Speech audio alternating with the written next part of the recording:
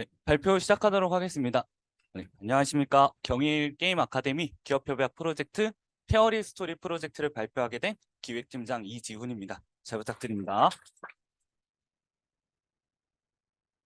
네, 먼저 목차입니다. 저희는 제작 의도, 제작하려는 게임, 게임 개요, 특징, 그리고 게임의 세부 설명 순으로 말씀을 드릴 거고요.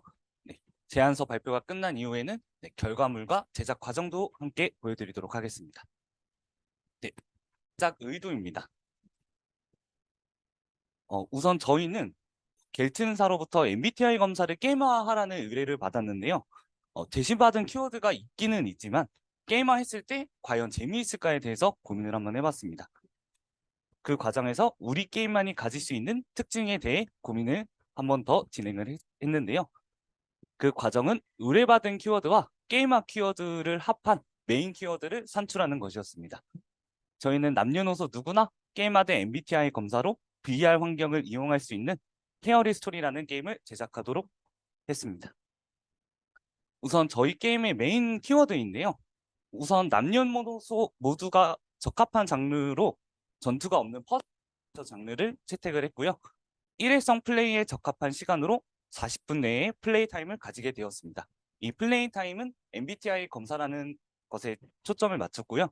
또한 퍼즐의 재미를 극대화하기 위해서 VR 환경 체험에 집중하도록 했습니다. 네, 다음은 제작하려는 게임입니다.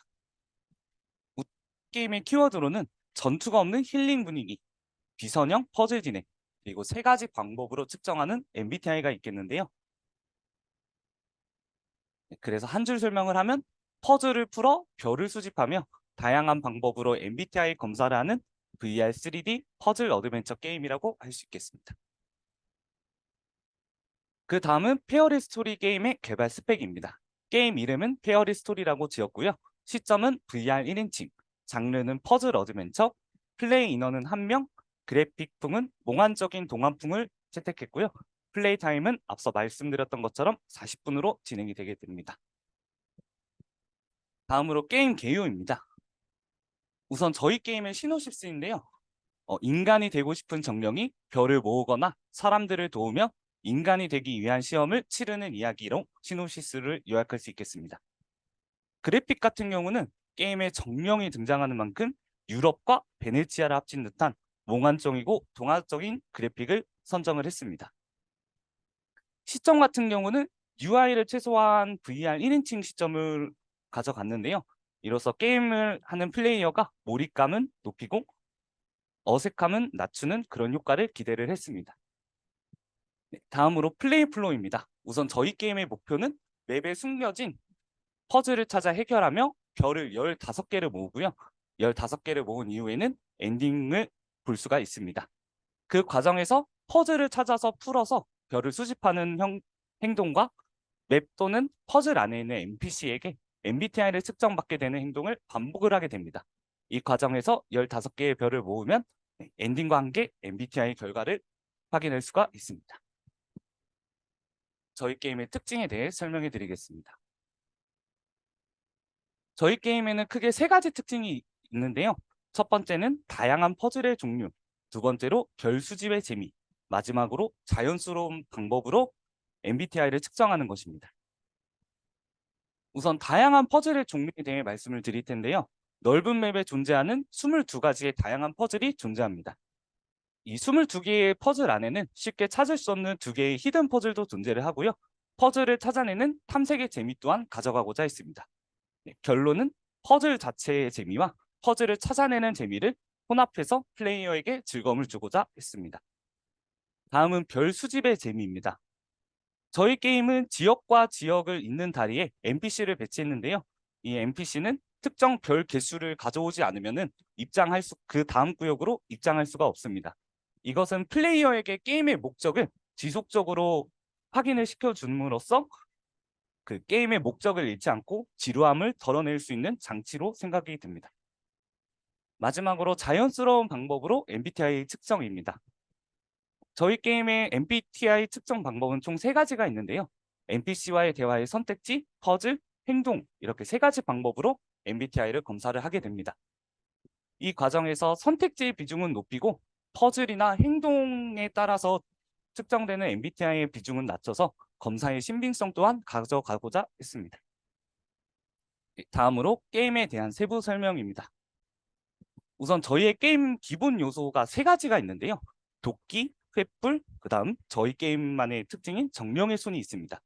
도끼 같은 경우는 나무를 베어서 막힌 길을 열거나 상자를 부수거나 해서 퍼즐을 풀기 위한 목재 아이템을 얻는 데 사용이 되고요. 두 번째는 횃불입니다.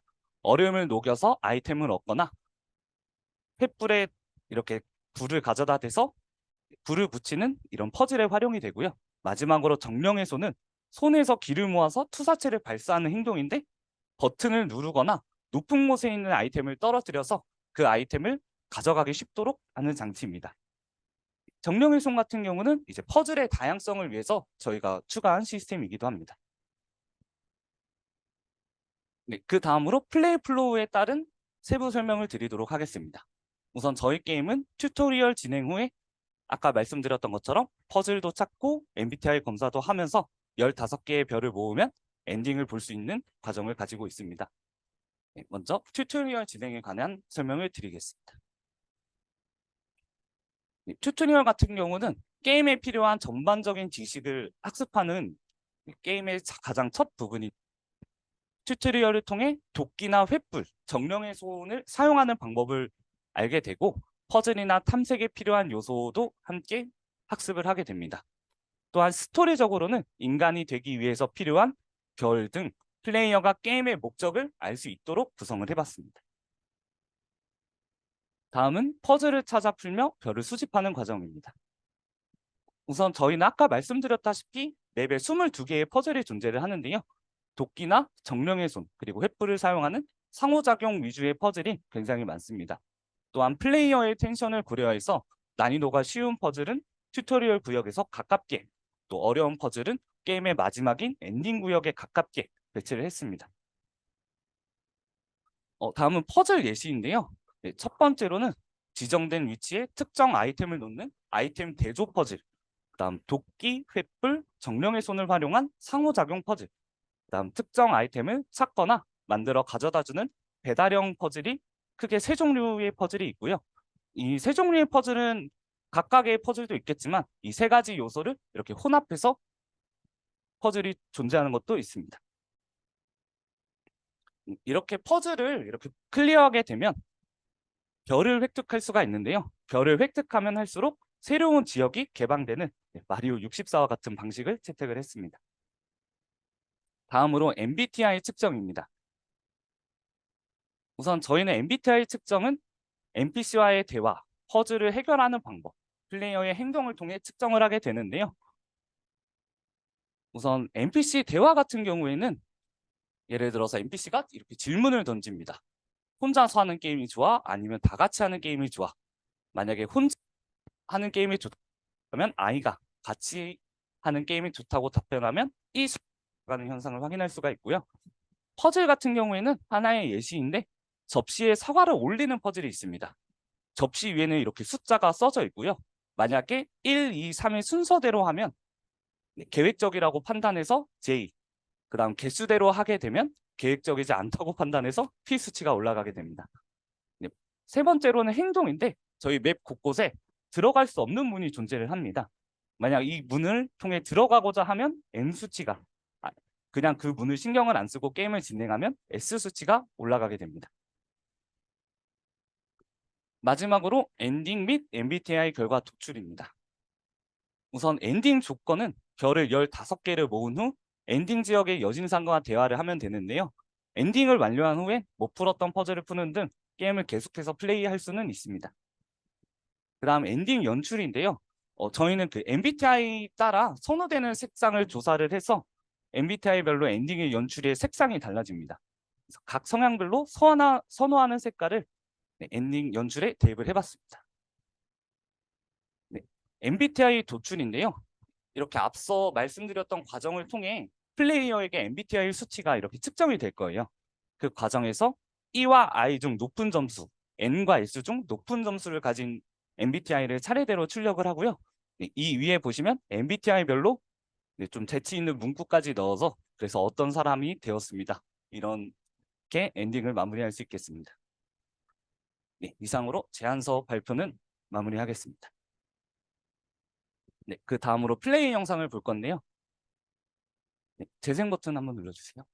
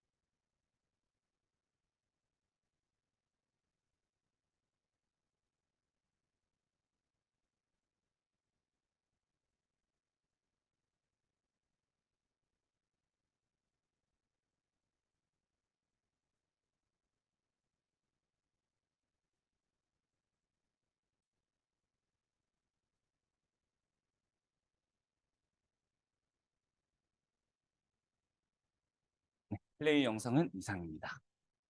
다음으로 저희 페어리 스토리 제작 과정에 대해서 설명해 드리도록 하겠습니다. 우선 마일스톤 먼저 설명해 드릴 텐데요. 저희는 이렇게 마일스톤을 빨간 줄로 이렇게 그어서 마일스톤별로 개발 목표를 설정하여 진행해 보고자 했습니다. 그 과정에서 이렇게 날짜를 한번 잡아봤고요. 11월 10일까지 프로젝트의 방향성을 수립했고 12월 1일에 프로토타입이 완성되었습니다. 그런데 이제 12월 4일에 기존과 게임 플레이 컨셉이 크게 달라진 부분이 있었고요. 12월 22일에는 플레이어 인터랙션, 개발 완료된 퍼즐을 포함한 빌드를 했습니다. 1월 5일에는 조금 이슈가 있었던 NPC나 몇몇 퍼즐을 제외한 한 사이클 빌드가 완성이 됐고요. 1월 19일과 24일에 지속적으로 폴리싱과 포스트 모템을 진행을 했습니다. 여기 게임 플레이 컨셉 변경된 부분에 대해서는 뒤에서 다시 한번 설명해 드리도록 하겠습니다. 그 다음에 투두 리스트입니다. 저희는 마일스톤별로 이렇게 핵심 재미를 한번 보여주고자 했고요. 그 과정에서 마일스톤 두 번째에서는 횃불, 세 번째에서는 퍼즐, 네 번째에서는 퀘스트, 네, 이런 식으로 개발 목표를 진행해서 투두 리스트를 만들어 봤습니다. 이 투두 리스트는 이렇게 저희 팀원 소개와 함께 말씀을 드릴 텐데요. 각각 맡은 바 임무를 그 투두 리스트에 적합하게 맡은 바 그 임무를 할당을 했습니다. 네, 저 같은 경우는 팀장으로서 프로젝트 관리, 엔딩 시스템, 시나리오 기획 이렇게 했고요. 네, PM님, 조윤영님 같은 경우에는 데이터 테이블 관계를 설계하거나 레벨 디자인에 굉장히 많은 도움을 주셨습니다. 네, 이렇게 한 분씩 말씀드리면 너무 길어서 넘어가겠습니다. 네, 그 다음으로는 프로그래밍 팀입니다. 네, 홍성재 개발팀장님은 프로젝트나 버전 관리를 해주셨고요. 네, 플레이어가 할 수 있는 행동, 그 인터랙션을 만들기도 하셨고, 이제 백승주님께서는 프로젝트 관리와 함께 퍼즐이나 그 플레이어가 습득하는 별에 대해서 굉장히 많은 도움을 주셨습니다. 네, 정석환님은 퀘스트와 NPC에 대해서 많은 도움을 주셨고요. 박정훈님은 지도나 UI, UX, 엔딩 연출을 담당을 했습니다. 저희는 이렇게 지라를 활용해서 프로젝트를 관리를 했는데요. 이 지라 페이지를 한번 세 부분으로 나눠봤습니다. 첫 번째는 해당 항목에 대한 설명과 이슈 사항이 적혀 있는 공간이고요. 두 번째는 해당 항목을 완료하기 위한 작업 체크리스트 및 진척도를 작성하게 했습니다. 마지막으로 해당 작업의 담당자와 시작일, 종료일을 확인할 수 있도록 했습니다. 그리고 저희 프로젝트에서 가장 큰 이슈였던 게임의 플레이 컨셉이 변경된 이유에 대해서 말씀드려 보고자 합니다. 우선 저희 제안서가 기존과 많이 달라진 점을 느끼셨을 텐데요. 기존의 저희 게임은 퀘스트만으로 스토리를 진행을 했고 또한 그 오픈월드였기 때문에 기간에 비해 굉장히 큰 개발 볼륨을 가지고 있었습니다. 또한 VR의 특징을 살리지 못한 점인데 계속 퀘스트만 따라가다 보니까 이제 플레이어가 할 수 있는 행동이 적은 거였어요. 그런데 저희가 프로토타입을 기준으로 방향성을 크게 바꿨는데요. 우선 횃불을 이용한 상호작용이 프로토타입 때 나왔었는데 그 자체가 저는 굉장히 재미가 있었습니다. 만약 퀘스트만으로 게임을 진행하게 되면 과연 이 재미를 제대로 느낄 수 있었을까요? 이렇게 고민을 해서 이렇게 다음과 같이 변경하도록 했습니다. VR의 특징인 생생한 상호작용을 체험할 수 있는 퍼즐 위주로 게임을 구성을 했고요. 지루하게 이야기를 따라가는 게 아니라 플레이어가 직접 퍼즐도 찾고 별도 찾고 NPC와 대화도 하는 직접적인 재미를 경험하도록 했습니다. 그래서 결론은 방향성과 타겟층을 해치지 않는 선에서 더 재밌고 생생한 VR 게임을 만들자라는 목표를 가지고 게임의 플레이 컨셉을 변경하게 되었습니다. 마지막으로 포스트 모템입니다. 네, 저희는 포스트 모템을 소통, 방향성, 프로젝트 전반 이렇게 세 가지 항목으로 정리를 해봤는데요. 우선 소통적인 면에서 좋았던 점은 담당 개발자와 충분한 합의 후에 결정한 아이템 데이터 테이블이 있었습니다. 이 데이터 테이블은 게임 안에서 지속적으로 활용이 됐는데요. 그 개발 담당자와 충분한 협의를 거치고 만들었기 때문에 이 게임에 큰 이슈 없이 그 아이템 데이터 테이블을 활용할 수 있었습니다. 또한 개발 용어를 알기 쉽게 설명해주는 프로그래머의 전문성도 소통에 좋았던 점으로 예시를 들 수 있겠는데요. 네, 얼마 전에 그 if문이라고 있는데 그거를 심부름에 대입해서 설명해 주신 게 아직도 기억에 남습니다. 네, 방향성인 측면에서 좋았던 점은 각자의 담당 업무가 아닌데도 몸소 맡으며 진행을 했고요. 또한 개발팀이 저희 기획이 크게 변경되었음에도 불구하고 기획의 요구를 최대한 많이 수용해 주려고 노력을 한 부분이 있었습니다. 프로젝트 전반에 대해서 좋았던 점은 게임이 개발되는 과정을 저희가 직접 참여했기 때문에 체험을 할 수가 있었고요. 또한 프로그래머와 기획팀, 각각 다른 부서와의 협업으로 해당 부서가 어느 일이 힘든지 어떤 식으로 일을 하는지에 대해 넓은 시야를 가지게 되었다는 것도 좋았던 점이었습니다. 다음으로는 아쉬웠던 점입니다. 소통층에서 아쉬웠던 점은 비교적 소극적인 의사소통이었습니다. 아까 아이템 데이터 테이블은 굉장히 좋게 잘 만들어졌지만 그 다른 데이터 테이블 같은 경우에는 이제 한 번에 완성이 안 되고 프로그래머와 기획팀이 계속 지속적으로 이야기를 해서 점차 완성시켜 나가는 단계였기 때문에 그 과정에서 개발이 조금 지연되는 문제가 확인이 됐었습니다. 또한 기획팀 간에 이슈사항이 즉각 공유되지 못했던 점이 있었는데요. 누구는 알고 있고 누구는 모르고 있고 이런 거를 제가 잘 조율하지 못했던 점이 소통에 아쉬웠던 점이었습니다. 다음은 방향성입니다. 첫 기획에서 VR의 특수성을 제대로 활용하지 못했던 점이 굉장히 아쉬웠고요. 만약에 처음부터 지금 제안했던 게임대로 갔으면 좀 더 넉넉한 개발 기간을 가지지 않았을까 생각이 듭니다. 또한 레퍼런스 조사를 충분히 하지 않았기 때문에 저희가 개발팀에게 이거는 이런 거예요 라고 설득력 있게 말하지 못했던 것 같습니다. 다음으로는 프로젝트 전반입니다. 우선 팀원 전체적으로 지라 활용을 제대로 하지 못했는데요. 네, 저는 저희 팀 지라 업무 달성률 보고 굉장히 깜짝 놀랐습니다. 네, 그리고 개발이 지연됐을 때 이거 빨리 해주셔야 돼요 하고 명확하게 요청을 하지는 못했고요. 네, 다음으로는 퍼즐 기획에 있어서 개발팀과 논의가 충분히 진행되지 않았던 점이 아쉬웠습니다. 네, 그 다음 포스트모템의 요약과 결론인데요. 더 좋은 결과와 완성도 높은 게임을 위해서는 프로그래머와 기획팀 훨씬 더 많은 소통을 했어야 했다고 느꼈습니다. 네, 감사합니다. 서전중팀의 기획팀장 이지훈이었습니다.